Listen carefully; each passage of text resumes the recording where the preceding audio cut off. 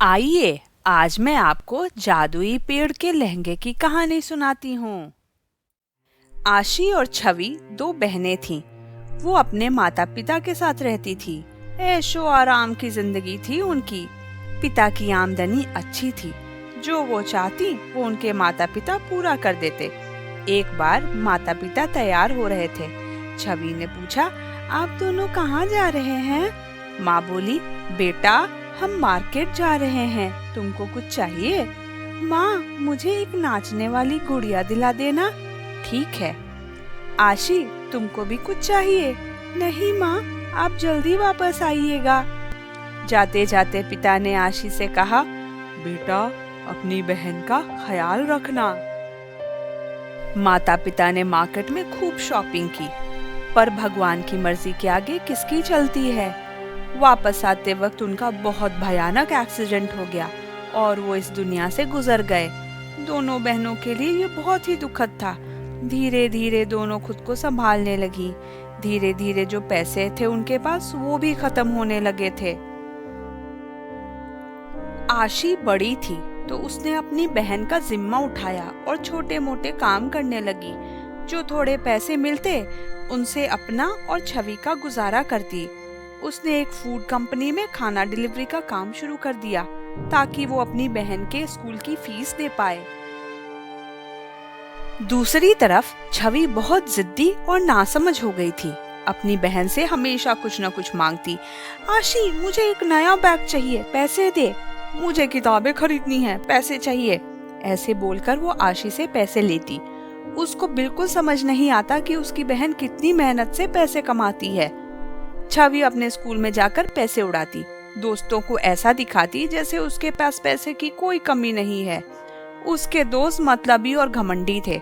छवि की तारीफ करके पैसे ऐंठते और गिफ्ट लिया करते। छवि, तुम कितनी लकी हो यार। हाँ, तुम हमें कितने अच्छे गिफ्ट देती हो। तुम हमारी बेस्ट फ्रेंड हो। ये सब झूठी बातों से छवि बहुत खुश होती। एक बार छवि अपने दोस्तों के साथ पार्क में घूमने गई होती है। यार छवि, तुमको भूख नहीं लगी? मेरे पेट में तो चूहे कूद रहे हैं। चलो आज पिज्जा पार्टी करते हैं। छवि अपनी बड़ी हैसियत दिखाने के लिए पिज्जा ऑर्डर कर देती है। संयोगवश पिज्जा डिलीवरी के लिए उसकी बहन आशी आ जाती है। दोनों बहनों को इस बात का अंदाजा नहीं होता। आशी अपनी बहन को देखकर खुश होती है।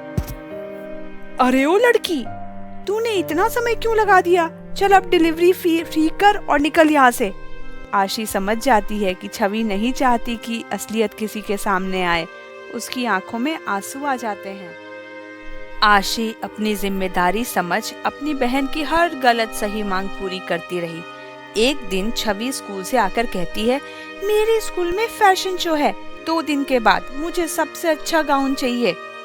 बहन, मैं बहुत मुश्किल से तुम्हारी जरूरतों को पूरा कर रही हूँ। ऐसे में कहाँ से नया गाउन ला पाऊंगी? मुझे नहीं पता, भीख मांग के ले आओ। फैशन शो में मुझे सबसे अच्छा दिखना है। गाउन का इंतजाम नहीं हो पाता और छवि फैशन शो में नहीं जाती।